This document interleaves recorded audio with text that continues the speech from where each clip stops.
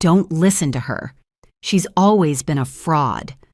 My father's words cut through the restaurant right in front of 30 relatives. My mother agreed with a single nod as if I was nothing but a liar at their celebration. I didn't fight back. I smiled, poured another glass of wine, and let them keep eating, never suspecting the truth. Because every chair, every plate, every toast that night belonged to me. 1 month later, when they walked into a dinner, I arranged their perfect story collapsed. Before I tell you how hit like and comment where you're watching from, have you ever been erased by your own family? My name is Aria Bennett. I'm 31 years old, and if you only knew me through my parents' words, you'd think I was some kind of cautionary tale.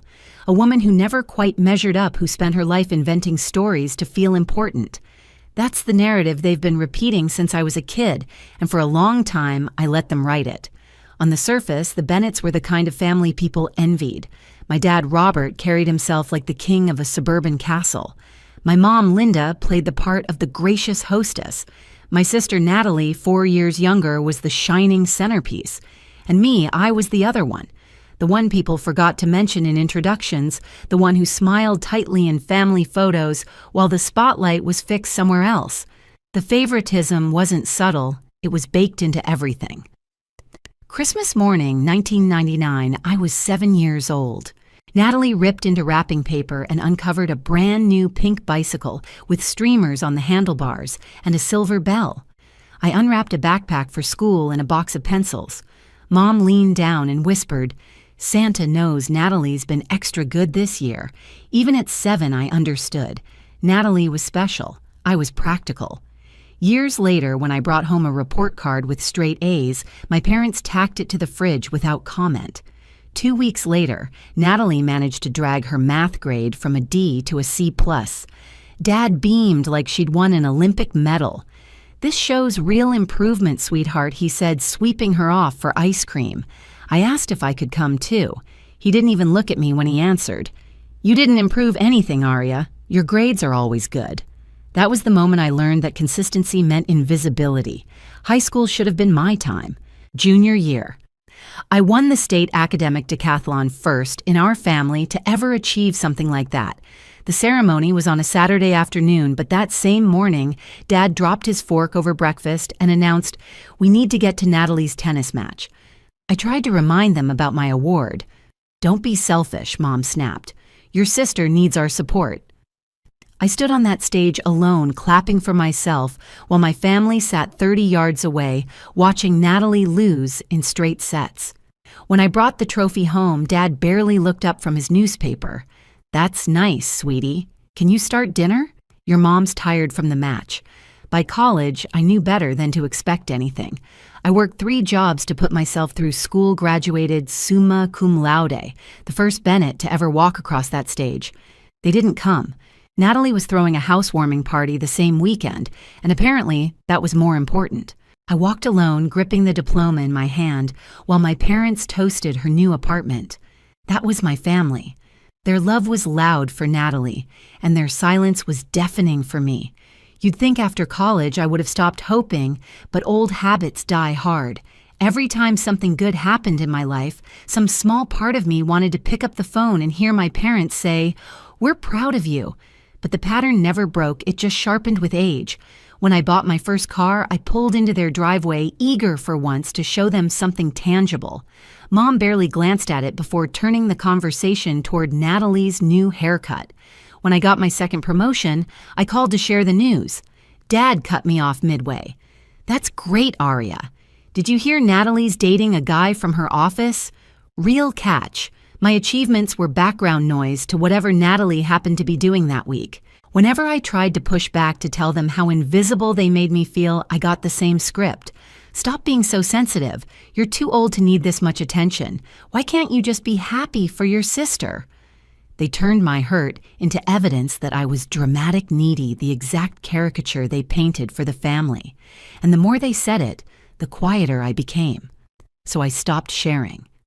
When I signed the lease on my first studio apartment, I didn't mention how I was juggling 3 jobs to afford it. When I started studying real estate and business management late at night, I didn't tell them.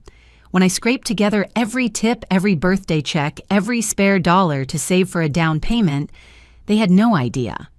My life became a closed book because the people who should have cared most never wanted to read it anyway. Meanwhile, Natalie's every milestone turned into a family-wide celebration. A new job, a vacation, even Employee of the Month at her entry-level office gig, those were champagne-worthy. Meanwhile, I was bartending until 2 a.m., building spreadsheets in the morning and learning to patch drywall on the weekends. The irony was brutal. While they called me dramatic, I was quietly building the foundation of something they couldn't even imagine. The breaking point came last year when Natalie got engaged. The engagement party was treated like a royal coronation.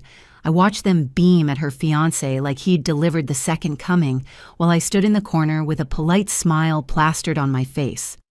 A month later, they booked the biggest dinner, yet a celebration of Natalie's engagement with 30 relatives invited, and they chose my restaurant. That night, as I watched them laugh and toast, oblivious to the fact that the venue belonged to me, I realized how deeply the narrative had sunk in. They weren't just dismissing me, they were rewriting me as a fraud in front of everyone.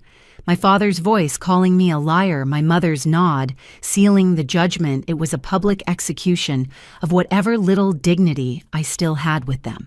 And yet, as the humiliation burned through me, something unexpected stirred.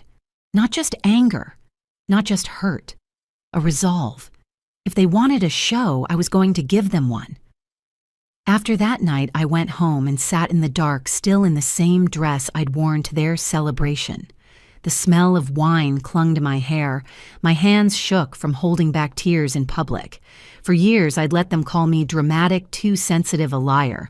But this wasn't just about me anymore. It was about truth. I picked up my phone and called the one person in my family who never joined the chorus against me. "Emma," I whispered when she answered. Her voice snapped like fire through the receiver. I saw what they did. It was disgusting. "It wasn't anything new," I said, trying to sound steady. "That's the problem. They've been doing this your whole life, and tonight everyone saw it." There was silence between us, heavy but different, like an understanding had finally crystallized. I didn't have to explain the years of favoritism. Emma had witnessed it. She'd seen every Christmas, every report card, every time I got brushed aside. For once, someone else was angry on my behalf. I took a breath.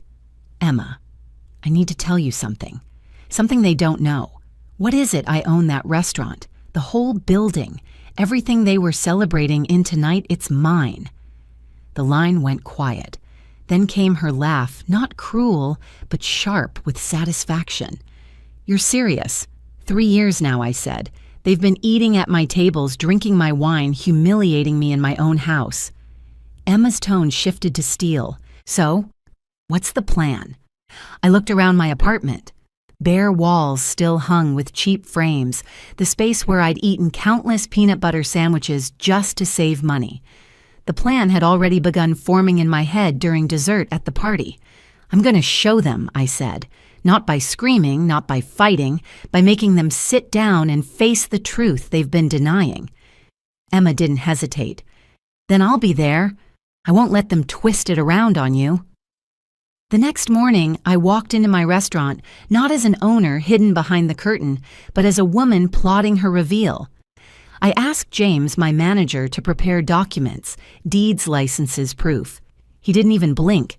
His loyalty was steady, almost protective. Over the next 3 weeks, I arranged the dinner. Fresh flowers, candles, personalized menus embossed in gold. I wanted no room for doubt, no corner for them to claim it was just another illusion of mine. When the night came, they would sit in my house again. But this time, I wouldn't be invisible.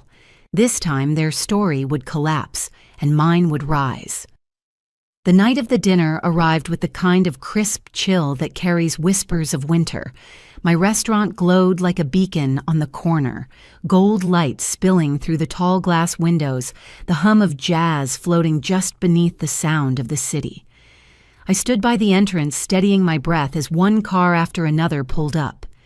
Natalie was the first to walk in her diamond ring, catching the light like she wanted everyone to notice. My parents followed close behind Robert with his stiff shoulders, Linda with her rehearsed smile. The rest of the family filed in uncles, aunts, cousins, all marveling at the flowers on each table, the soft flicker of candles, the embossed menus with their names written in gold. Wow, Aria. Aunt Carol said, her eyes darting around. How on earth did you manage this? I smiled. I have my ways. The truth was written all over the room. My staff moved with precision, attentive to every detail. James checked in with me quietly, his hand resting on the leather folder tucked under his arm. I nodded. We were ready. Dinner began with small talk, the scrape of silverware, the clink of glasses. Natalie soaked up the attention, retelling the story of her proposal like it was a fairy tale no one had heard before. My parents chimed in with adoring laughs, filling every silence with more praise for their golden child. I sat at the other end of the table, calm, silent, waiting. Halfway through the main course, Grandma Rose leaned toward me. "Sweetheart," she whispered, her weathered hand brushing mine. "This feels like the family dinners we used to have. Before everything." Her eyes searched mine with a kind of pride I hadn't seen since childhood. "You've done something beautiful." That single sentence grounded me. It reminded me why I was here, not for revenge alone, but for recognition that I wasn't invisible. Then it happened. My father stood wineglass, raised his voice, cutting across the room just as it had weeks before. "I think we should all acknowledge Aria's effort tonight." He glanced at me with a smirk. "She's always had a flair for appearances, hasn't she?" Laughter rippled uneasily. My mother followed, nodding. "Yes, she's always been imaginative.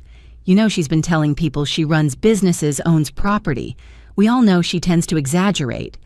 I felt the familiar sting, but this time it didn't pierce me. This time I was ready. I rose slowly, the room falling quiet. My heels clicked against the hardwood as I crossed to the service station. James met me halfway, the leather folder in his hands. "Ladies and gentlemen," James said, his voice professional and clear, "it's my honor to introduce you to the owner of this establishment, the woman who built it from the ground up, Miss Aria Bennett." The room froze. Forks hung midair. My father's glass stopped halfway to his lips. My mother's face drained of color. James laid the documents on the table, property, deeds, business licenses, tax forms, all bearing my name. For 3 years, she has run this restaurant, expanded it, and turned it into one of the most sought-after venues in the city. Whispers rose around the table. Uncle Mike leaned forward. "This is real, it's real," I said softly, my voice carrying more weight than if I'd shouted. "Every plate you've eaten, from every glass you've raised in celebration was mine to give." My father shook his head, muttering, "Impossible." "Actually, it isn't," Emma spoke up. Her eyes locked on him. "You've been tearing her down while she's been building this. The only fraud here is the way you've treated her." The air crackled. Aunt Carol gasped. "Aria, you own all this." "Yes," I answered. "And I've stayed quiet year after year while you called me dramatic, attention-seeking, worthless. I smiled when you dismissed me. I kept building while you were too busy to notice." My mother opened her mouth, but I cut her off. "You told me to stop being sensitive, to stop needing attention. But this isn't about attention. It's about truth. And tonight, the truth sits in front of you." The silence was heavy, broken only by Grandma Rose's slow clap. "Well done, sweetheart, well done." One by one, other voices joined in. Cousin Sarah. "This explains so much, Uncle Mike." I always thought the favoritism was wrong. Even the younger cousins spoke shy but firm, admitting they'd noticed how I was treated. For the first time in my life, I wasn't invisible. My father tried to recover his tone, desperate. "Aria, we didn't mean to hurt you." "Yes, you did," I replied, calm as stone. "Every time you dismissed my success, every time you told me I was lying, every time you told the family I was nothing, you meant it. Don't pretend otherwise now." Linda reached for my hand, her voice trembling. "We're sorry if we seemed unsupportive." "You weren't unsupportive," I said, pulling back. "You were cruel. There's a difference." The table erupted in murmurs. My parents sat stunned, their kingdom of denial crumbling. And I sat taller than I ever had, not because I'd humiliated them, but because I'd finally refused to let them rewrite me. The dinner carried on, but everything had changed. Relatives approached me one by one with apologies, admiration, regret. Emma squeezed my shoulder, a silent vow that she'd always stand with me. Grandma Rose leaned close and whispered, "I'm proud of you, Aria, not just for this, but for the grace you showed. For the first time, I wasn't the forgotten daughter. I was the woman who built her own table and made the family sit at it." By the time dessert arrived, the balance in the room had shifted completely. No one was hanging on Natalie's every word anymore. They were watching me, listening to me, asking questions about how I built the place from nothing. For years, I'd been treated like a ghost at family gatherings, but that night, I was flesh and bone, undeniable. My grandmother insisted on sitting beside me, her frail hand wrapped around mine, as if anchoring me in this new reality. "You don't need their approval, Aria," she whispered. "You never did." My parents stayed mostly silent. Their earlier smugness dissolved into an awkward stiffness. They tried to offer one last apology as people were leaving, but it came out thin, rehearsed, like they were more concerned about how they looked than about what they'd done. I didn't argue. I didn't forgive. I just let their words hang in the air, meaningless now that the truth was out. Later, when the room emptied and candles burned low, I walked slowly through the space I had created. My space. For the first time, I felt free of the invisible leash they'd tied around me my whole life. The revenge hadn't been loud or messy. It had been simple, undeniable, final. Sometimes the best revenge isn't shouting or fighting. It's succeeding without their permission. I didn't build this restaurant to prove anything to Robert or Linda Bennett. I built it because I believed in myself when no one else would. That night, the family saw me for who I really am, not the forgotten daughter, not the liar they painted me to be, but the woman who built her own empire. If you've ever been underestimated by the people who should have supported you, you're not alone. Share your story in the comments and hit subscribe so you don't miss the next one. "You're not invited to Thanksgiving," my dad said, light casual, like it meant nothing. I froze in my hallway, my keys still in my hand, realizing he wasn't joking. No hesitation, no apology, just cutting me out as easily as deleting a text. But that sentence didn't break me. It woke me up. Because the minute he hung up, I made a choice that would turn their entire winter upside down, and none of them saw it coming.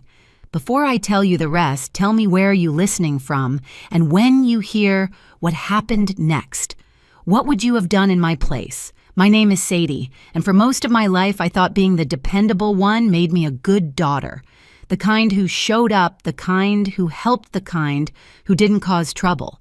Maybe that's why I ended up living alone in a small apartment on the outskirts of Minneapolis, quiet, worn around the edges, but mine.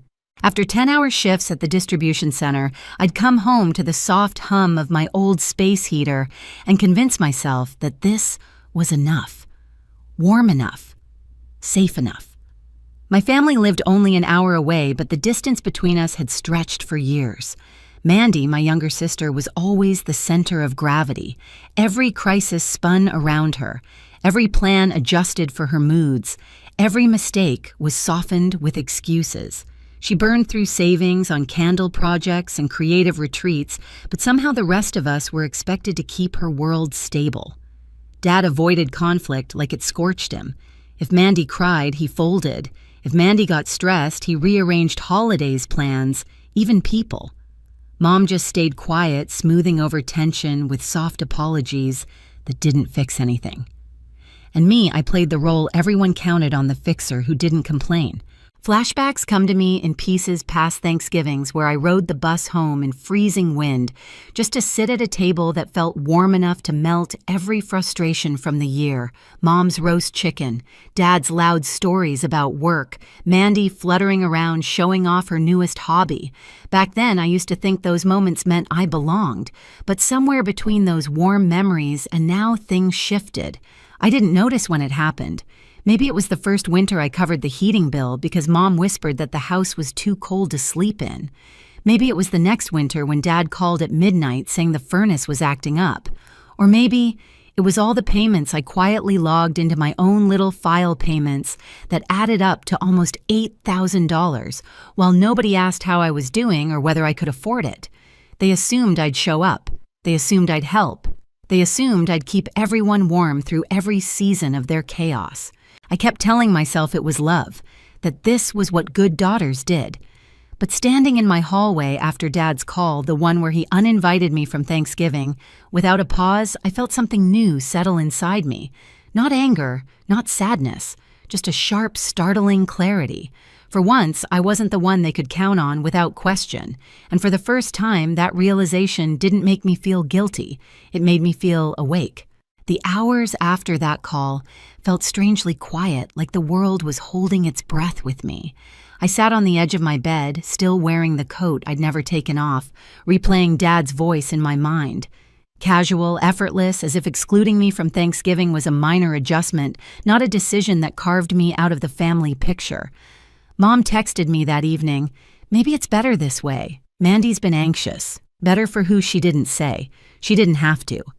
Every message, every silence, every small justification over the years suddenly lined up with painful clarity. My absence had always been the easiest option. My presence when I wasn't paying for something was optional, disruptive even. I opened my laptop and clicked into the folder I rarely touched unless something was wrong. The payments file glowed on my screen. I scrolled through the list: heating oil January, repair call March, emergency refill September, dozens of entries. Month after month of deposits I made without hesitation, sometimes squeezing them between rent and groceries for myself. $8,000. I whispered the number. $8,000 I'd sent to keep a house warm that apparently didn't have room for me anymore. I remembered the night Mom cried on the phone because her hands were too cold to wash dishes. I remembered Dad calling past midnight saying the furnace sounded like it was dying. I picked up every time. I absorbed their panic so they wouldn't have to. Meanwhile, Mandy posted selfies in new coats and brunch photos from cafes in the city, always smiling, always cushioned. When she failed at her candle business, nobody raised their voice. Nobody froze her out of Thanksgiving. They wrapped her mistakes in soft words. My mistakes, I wasn't even sure what mine were. Existing maybe, not fitting the vibe. A dull anger simmered under my ribs, not explosive, not wild, just heavy, a steady warmth that felt dangerously close to self-respect. Dad's sentence echoed again, "You're not invited," and for the first time I didn't shrink. I didn't rush to fix anything. I didn't try to understand Mandy's feelings before my own. Instead, I opened the heating account. The login screen blinked back at me, familiar from every emergency payment I'd made. My cursor hovered over the dashboard where next month's auto payment was already scheduled. All those winters spent choosing their comfort over my own. All those nights I'd come home from a freezing shift only to send money I couldn't spare. Something in me settled, solid, final. I said it out loud just to hear how it sounded. Then don't expect my $8,000. Not shouted, not dramatic, just true. And for the first time in years, the truth felt like enough. I didn't act right away, not out of doubt, but because I wanted to feel the weight of the decision before I made it real. The next morning, Minneapolis was wrapped in a quiet layer of frost. I sat at my small kitchen table, sunlight barely breaking through the thin curtains, and opened my laptop. The heating account login screen looked almost innocent, like it hadn't drained pieces of me for years. I entered my password. The dashboard loaded. There it was, the next auto payment already set for early November, a number I knew by heart. My cursor hovered over the Manage Payments tab. My breath felt slow, steady. All my life I'd been trained to put their comfort before my own, to pour warmth into a house I wasn't welcome in unless Mandy approved the weather. But this time the warmth in my apartment was mine, paid by me, controlled by me. I clicked, then clicked again. A final confirmation screen appeared. Cancel automatic payments. For a moment, my hand trembled, not from fear, but from the strange feeling of choosing myself. I thought of Dad's voice telling me I wasn't invited. I thought of Mandy's silence. I thought of every winter where I froze on my way to work while sending money to a home where no one saved me a seat at the table. I hit confirm. The cancellation notice popped up instantly, just a small line of text, but it felt like a door opening inside my chest. 2 hours later, the messages started. Mom, Sadie, something's off with the heating. Can you look at it? I stared at the screen, then set my phone face down. Dad called that evening. Once, twice, 7 times. I let every call ring into silence. By the third voicemail, his tone shifted from annoyed to accusatory. Sadie, this is childish. Don't complicate things. Complicate things. No things were finally simple. The next morning, Mandy posted a photo on social media of her feet wrapped in 2 pairs of socks captioned, "House feels like a freezer LOL." No mention of why, no mention of me, just another performance for the world. Meanwhile, winter moved in early. Weather alerts warned of a coming storm, temperatures dropping faster than expected. Mom texted again. Your dad says the thermostat isn't responding. Maybe the system glitched. I didn't correct her.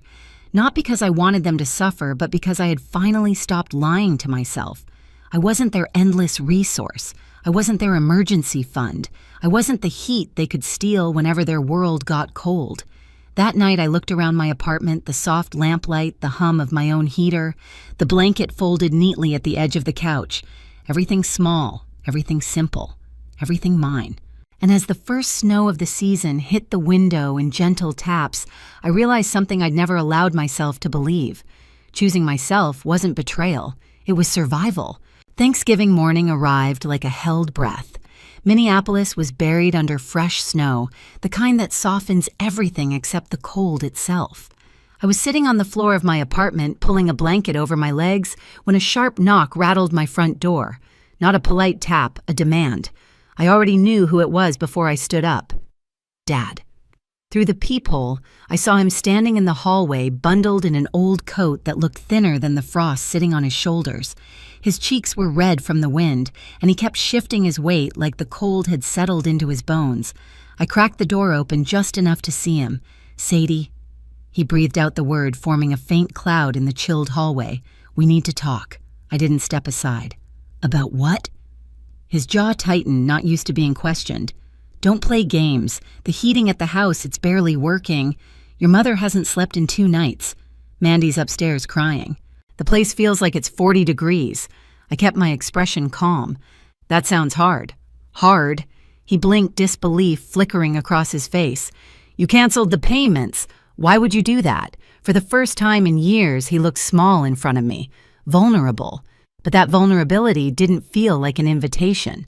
It felt like a last-minute realization of consequences he never imagined would land on him. I didn't cancel the heating, I said evenly.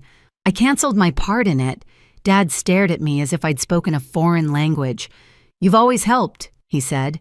You know we count on you. I know, I replied, but you also told me I wasn't invited. Remember that part? His face flushed, not from the cold this time. It was just one holiday, Sadie. Mandy's been anxious. We didn't want drama. I let out a slow breath. You cut me out to keep her comfortable, but you still expected the money. Do you see how that sounds? Dad's voice cracked in frustration. This isn't about money. It always was, I whispered. Just not for you. He scratched the back of his head, a nervous gesture I remembered from my childhood. Look, maybe I shouldn't have said it like that, but you know how your sister gets. You're the steady one. You don't take things personally. I pulled the door a little closer to me. I'm not the steady one, I said softly. I'm the convenient one. He opened his mouth, but nothing came out. When you uninvited me, I continued, you made it clear I wasn't part of the family when it wasn't beneficial, so now I'm just matching the energy. Dad finally exhaled a shaky, defeated sound. We have no money, Sadie. None. I had to sell your grandfather's old watch set just to buy 1 drum of heating oil. That won't last the week. The mention of Grandpa's watches hit me like a soft punch. Those were treasures he'd polished every Sunday, but even that pang didn't outweigh what I needed to do. I'm sorry you're struggling, I said truthfully. I really am. But you made your choice. Sadie? His voice collapsed into a plea. Please, your mom is sick. She can't stay in a cold house. Something inside me wavered just a little. Mom wasn't the one who chose to exclude me, but she also didn't stop it. I tightened my grip on the door. I hope she gets better, I said, but I'm not stepping back into the same role. Not this winter. Not ever. Dad swallowed hard, eyes narrowing, as if the cold itself stung more because of me. You're punishing us. No, I said gently. I'm finally stopping the punishment I've put on myself.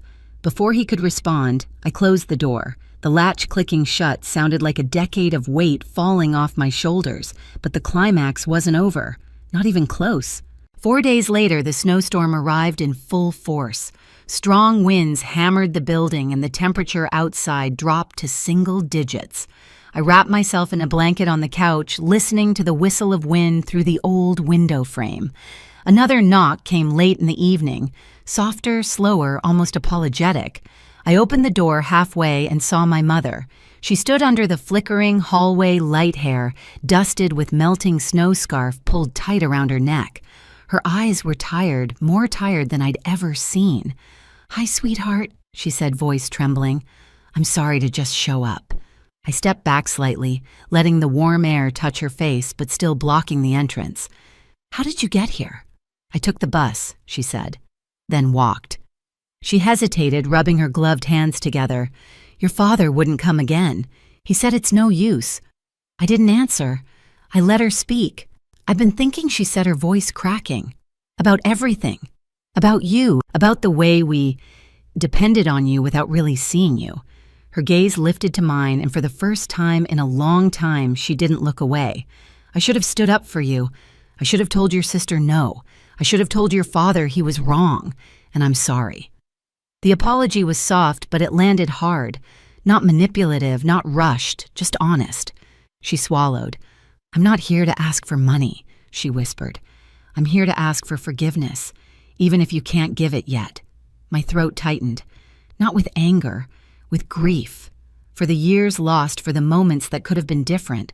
"I'm not angry anymore," I said, "but I can't go back to being the one who holds everyone else up." Her shoulders dropped. Relief mixed with sadness. "I understand." We stood there for a long moment, quiet, except for the wind behind her and the heater humming behind me. Finally, she stepped back. "I just needed you to know I love you," she said, even if I didn't show it well. As she walked down the hallway, her small figure fading into the echo of the storm, I closed the door gently.